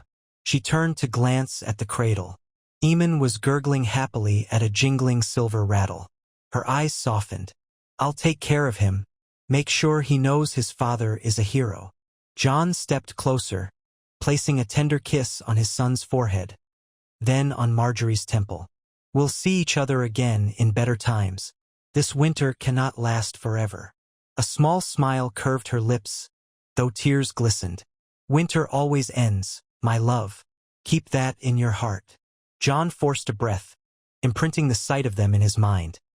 Marjorie, strong and poised, Aemon, innocent and full of promise. They were the reason he had to see this through, to protect the realm from the cold horrors creeping south. If the White Walkers were not stopped, all else would crumble. He spent the following days making arrangements, ensuring that enough gold from the royal coffers would fund Marjorie's journey and her household, coordinating with the Tyrell retinue so they could depart safely. Meanwhile, Robert and the small council scrambled to finalize the muster of their armies. Lords arrived each day, some with a handful of knights, others with sizable forces. The Red Keep's courtyard thronged with banners. The black and gold of Baratheon, the silver trout of Tully, the falcon and moon of Arryn, even the lion of Lannister, though Lord Tywin did not come in person, preferring to send Ser Jaime and a contingent of Lannister spearmen. Jaime, for his part, seemed more bored than anything, but he obeyed his father's command to join this expedition, as they called it. Every day, a new swirl of rumors and tension. Peter Baelish made sardonic comments about the crown's finances being drained. "Ed to outfit this army." Pycelle droned on about the logistical nightmares of provisioning thousands of men in the snowy north. Cersei merely glared at anyone who crossed her path, her displeasure at the king's plan obvious. Joffrey strutted about with a new sword, proclaiming that he would ride to war too, that he would cut down these so-called others. Only Tommen and Myrcella seemed subdued, uncertain how to navigate the swirl of tension. Finally, the day of departure arrived for Marjorie and baby Aemon. The Tyrell caravan stretched nearly a quarter-mile, wagons loaded with supplies, outriders on fine horses, a mix of knights and retainers in green and gold livery. Jon stood by the gates of the Red Keep, feeling his chest tighten as Marjorie mounted her palfrey, baby Aemon cradled in the arms of a trusted nurse beside her. She wore a thick traveling cloak lined with fur, for the wind was sharp even this far south. Their eyes met, a silent farewell passing between them. Robert Baratheon, Ned Stark, and a handful of other lords stood nearby, respectful in their manner. Robert offered Marjorie a salute. "Safe travels, my lady. When next we meet, may it be in a time of peace." She inclined her head graciously. "May the gods grant it, your grace."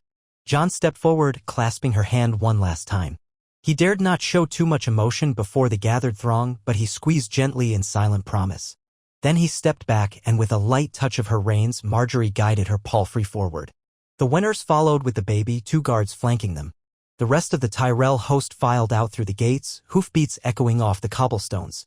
The city watched them go, some onlookers waving. Within the hour, they had vanished beyond the walls, heading south on the Rose Road. Jon exhaled shakily, feeling hollow and determined all at once. Ned laid a comforting hand on his shoulder. "Come, we must prepare for our own journey," Jon said, turning away from the gate. "Let's see it done." Over the next few days, the combined force mustered. Tens of thousands of men, knights, archers, spearmen gathered under the royal banner. It was the largest host Westeros had seen since the days of Robert's rebellion. Perhaps even larger, for the threat was more universal. Wagons laden with food and supplies stretched in long columns outside the city, and blacksmiths toiled at makeshift forges to keep weapons in repair.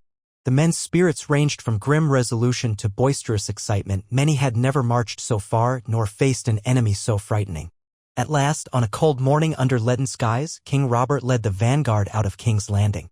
The roads thronged with soldiers as they began the long march north. Jon rode near the front, alongside Ned Stark and Robert, the crisp air stinging his face. With him were other notable figures, Ser Jaime Lannister in gilded armor, the Knight of Flowers, Loras Tyrell, who had opted to stay behind in the capital but changed his mind at the last minute to represent House Tyrell's martial prowess. Even the Hound, Sandor Clegane, served as part of the king's guard, scowling at those who stared too long at his scarred face. They would march for weeks, possibly a moon's turn or more, before reaching the Neck and crossing into the north. Along the way, they would gather more levies. Lord Tully and the River Lords were expected to join them at Moat Cailin. The Vale Knights under Jon Royce had already set out by another route, aiming to converge at Winterfell. Dorne remained a question. Prince Doran Martell had sent a letter pledging some token forces, but traveling so far north in winter was no small feat. Even so, the realm was awakening, stirred by the king's call to arms. Jon glanced back once as the Red Keep dwindled behind them, towers blurred by the distance. Marjorie and Eamon were far away now, traveling in the opposite direction. The separation felt like a chasm in his heart.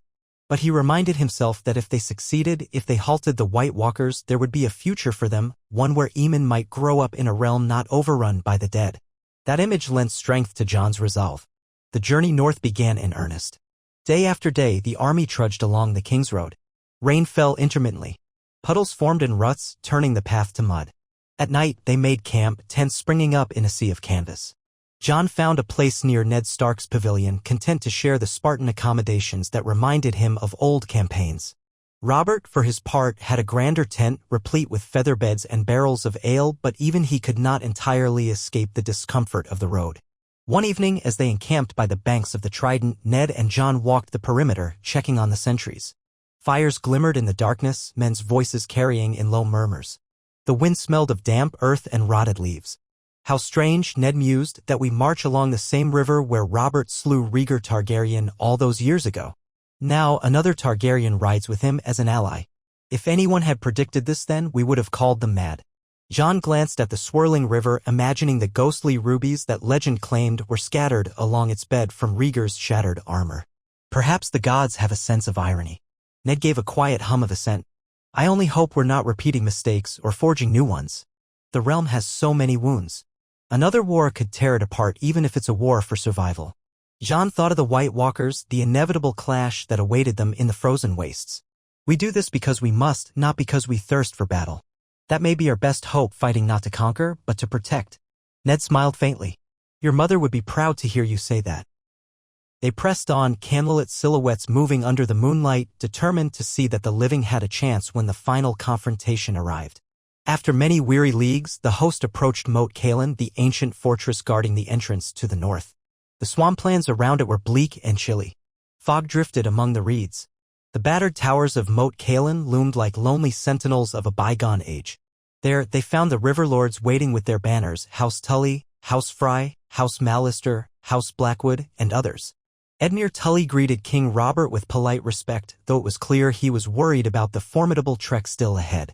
The Freys were more interested in complaining about the conditions than rallying for the battle, but they had brought men at least. Once the combined force organized, they moved on, crossing into the north proper. The cold intensified. Snow dusted the ground at first, then grew deeper with each passing league. By the time they reached Winterfell, the drifts were knee-high in places. Frost coated the whiskers of knights and the hides of horses. The men grumbled about the bitter chill, and many southern lords wore extra furs, unaccustomed to such cold. But the strong walls of Winterfell offered a reprieve. Ned Stark's household stood ready to host the king and thousands of men. They stabled the horses in extended paddocks, pitched tents in every available courtyard, and put the great hall to use, feeding line after line of weary soldiers. The crypts below the castle, normally silent, were rumored to stir with the presence of so many living souls above, a testament to the Stark ancestors who had guarded the north for millennia. Ned's wife, Catelyn Stark, greeted Jon politely, though it was clear the knowledge of Jon's parentage and the deceptions surrounding it still weighed on her. She was courteous enough in front of others, but privately she wore a guarded expression. Nonetheless, she welcomed Robert with the courtesy due a king and paid her respects to Jon, acknowledging him as a key figure in the realm's new alliance. Within Winterfell's walls, Jon felt both a longing for the comfort of his boyhood home and an ache for the changes wrought by time. Bran, Rickon, Arya, and Sansa were older now, Arya already growing taller, Sansa blossoming into a proper lady. Robb Stark had taken on responsibilities as Ned's heir, overseeing provisions for the incoming armies. Jon realized with a pang that they were no longer children. War and winter had forced them to grow up fast. One evening, Jon ventured to the Godwood, following the winding paths through snow-covered trees, to the heart where the weirwood stood with its carved face, red sap staining the bark like tears. He knelt in the silence, feeling the north envelop him, the old gods watching from the stillness. If ever he needed guidance, it was now on the precipice of a battle not just against men, but against death itself. He closed his eyes and murmured, "Mother, if you can hear me, help me protect them. All of them." He thought of Marjorie, Eamon, Ned, his siblings, everyone who would be lost if this war went ill. He felt a faint stir of wind, rustling the branches overhead, as if the old gods answered in a whisper. The next day he rose early, resolved to do his utmost. Over the following weeks, The host grew in Winterfell's vicinity. More lords arrived, each with their own retinues, some smaller, some sizable. Stannis Baratheon appeared at last, having journeyed from Dragonstone with a modest force. His arrival was stiff and tense. He barely acknowledged Robert in public, and his interactions with Jon were frostily polite. Renly Baratheon, on the other hand, was absent, said to be traveling abroad in the south, or perhaps simply refusing to partake in what he deemed a hopeless cause. Rumors abounded that Renly had parted ways with Robert in a disagreement about strategy. Word came that House Greyjoy had sent only a token contingent, half-heartedly commanded by Lord Victarion Greyjoy, fewer ships than promised and fewer men. The Ironborn seemed reluctant to venture so far from their seas. Even so, Robert took what he could get, reminding them that if the world ended in ice, there would be no reaving left to do. There in Winterfell's Great Hall, plans were laid. Scouts reported that the White Walkers prowled the far north near the Fist of the First Men, an ancient ring fort. Some wildlings allied with Tormund Giantsbane and other chieftains had fled, telling tales of an army of the dead so vast it swallowed the horizon. The Night's Watch, reinforced by the Crown's men, held the wall for the moment, but they could not venture far beyond it without incurring horrific losses. The question was, should the southern armies march all the way to the wall, or attempt to lure the White Walkers south to more favorable terrain? In council, Robert hammered the table. The wall is our best fortress. We should join the watch there, hold them off. That's what it's for, isn't it? Defending us from the terrors beyond. Stannis countered, pointing to a map. The wall is too long. We have some advantage in the castles, but if the others mass in overwhelming numbers, they'll find a way around or over. Best to meet them in open battle on ground we choose, perhaps near the last river, or a more defensible pass. Ned Stark looked grim, arms folded. I've seen the size of these armies. Even an open field might not give us an advantage if they come in endless waves. The old tales say dragonfire was used against them, but we have no dragons. Unless Daenerys Targaryen truly has some hidden in the east. Jaime Lannister, seated with a bored expression, quipped, "Fancy that. A Targaryen with dragons might save us all. The world truly is mad." Jon listened, his stomach knotted. He spoke quietly. The records from the Age of Heroes are sparse, but we know dragonglass can kill White Walkers. Sam Tarly, a brother of the Watch, did research on it. We have some caches near the wall. Fire and Valyrian steel might also work. If we gather enough dragonglass weapons, we can equip a portion of our troops. Robert nodded at once. We do that, then. Mine the dragonglass. And as for a plan, he stabbed a finger at the map. We march to the wall, concentrate our forces around Castle Black and Eastwatch, and reinforce the Watch's defenses. If the White Walkers try to cross, we meet them there. If they slip around, we can move west or east as needed. But the greatest number will likely come straight for us. These others might sense where the largest force of living men stands. The lords murmured. Some wanted to avoid the biting cold of the far north, but eventually the consensus aligned behind Robert. The symbolic power of uniting the armies with the watch at the wall could not be ignored. If the living were to stand as one, let it be at that ancient bulwark of civilization. Better to fight on the threshold than to risk the others overrunning the North's open plains. So it was decided. The armies would rest a few days at Winterfell, resupplying as best they could, then push on for the wall. A place called the Queen's Gate south of Castle Black would serve as the staging ground. Scouts and rangers would remain vigilant, sending word if the others approached from a different route. The plan was fraught with risk, but the realm had no better alternative. That evening, Jon wandered the courtyard, restless. Snow drifted from a leaden sky, dusting the stone underfoot. He passed by a group of knights huddled around a brazier, exchanging old war stories and some jokes to keep spirits high. One of them, seeing Jon, straightened. "My Lord Targaryen," he said respectfully, giving a short bow. Jon acknowledged him with a nod, still unaccustomed to the formal address. A year ago, these knights might have scoffed at the mention of a Targaryen. Now they looked to him as a key leader, The swirl of changes left him both resolute and uneasy. He turned a corner, heading for the old armory. Within, blacksmiths hammered at steel and shaped arrowheads by roaring fires. The glow of the forge illuminated their sweat-slick faces. Across from them, another row of workers carefully shaped obsidian, dragonglass, into dagger tips, arrowheads, and spear points. They had blocks of the glossy black material shipped from Dragonstone, an endeavor Stannis had begrudgingly allowed. It was painstaking work. Obsidian was brittle and could shatter if not handled properly. Yet they were forging as many pieces as possible, a race against time. Jon moved to examine some of the finished daggers, picking one up.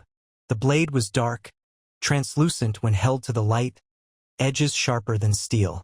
Sam Tarly had once told him that men in the Dawn Age used obsidian daggers to fight the others. Jon prayed these new weapons would hold true. A burly blacksmith approached, wiping his brow. "My lord, we're doing all we can. But we can't churn out 1,000 obsidian blades overnight." "I know," Jon said, setting the dagger down. "Do your best. Every piece helps." He left them to their work, stepping back into the biting air. Above him, the night sky churned with gray clouds. He thought of Marjorie and the child far in the south, in Highgarden's warmer climes. A flicker of envy touched him, how he wished to be with them, to hold Aemon and hush him to sleep. But no, that life would be meaningless if the realm fell. His duty was here, forging a shield for humanity against the onslaught that might come any day. The next morning, the horns blew, an urgent summons to the courtyard. Jon grabbed his cloak and hurried out, joining Ned Stark, Robert, and others as a mounted ranger galloped in, the horse lathered with sweat despite the frigid cold. The man nearly toppled from the saddle, exhausted, but forced out words. "They're coming," he gasped. White Walkers, an army of the dead sighted near Craster's Keep, moving south. "The watch is rallying, but we need reinforcements now." Robert's face turned pale beneath his beard. "Damn, we thought we had more time." He looked around at the assembled lords. "Ready the men? We leave at dawn." "No, we leave now. By the gods, we'll march through the night if we must." Ned nodded, voice firm. "We'll join you. Winterfell's stores are at your disposal." No more debate. The confrontation they had planned for was at hand. Jon's heart thudded in his chest, a swirl of fear and determination. This was it, the moment that might decide the fate of the Seven Kingdoms. With one final glance at the ramparts of Winterfell, he tightened his gloves, mounted his steed, and fell into formation with the King's Guard. The vast host surged out of Winterfell in a flurry of activity, banners snapping in the wind, hooves clattering, men murmuring prayers. Ahead lay the path to the wall, and beyond it, the living storm of an undead army. Jon steeled himself. For Marjorie, for Aemon, for every innocent soul in Westeros, he would fight until his last breath. It was a new age, one in which Baratheon and Targaryen rode together, where Tyrell, Stark, Lannister, and all the other houses set aside old grudges for a single cause. The last banners disappeared into the snowy gloom. Winter had come in truth, and with it the White Walkers. But so too had a rare unity, a fragile alliance that might hold the darkness at bay if the gods willed it. And amid it all, Jon Snow Targaryen rode at the king's side, a sword at his hip and a vow in his heart, to defend the realms of men, come what may. If they prevailed, perhaps there would be a spring for Westeros, one where a small boy named Aemon might inherit a kingdom unravaged by death. If they failed, the realm would freeze in eternal night, and names would matter no longer. Only one truth remained, echoing like a warning. The dead were coming, and they would not stop until all was theirs or they were defeated. Jon urged his horse onward, wind slicing at his cheeks, obsidian dagger in his saddlebag. Somewhere in the swirling snow and distant gloom, the others marched. He prayed they would find the strength to meet that terrible foe. And if the living triumphed, a new dawn, one built on a Baratheon-Targaryen alliance, might yet break over Westeros, scattering the shadows of the long night that had haunted men's dreams for generations.